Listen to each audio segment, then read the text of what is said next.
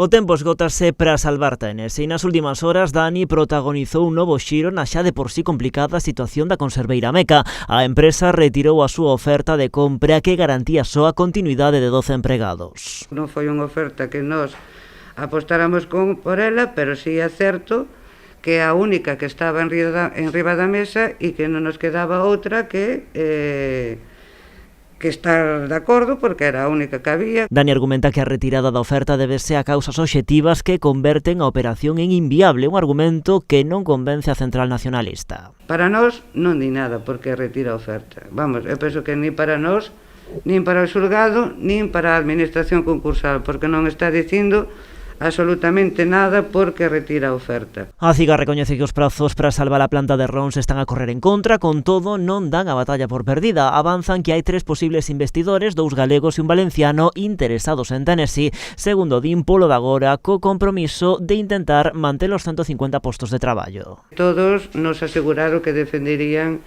a maioría dos postos de traballo, a mellor estamos falando dun 95% da plantilla, e en algúns casos hasta o 100% da plantilla.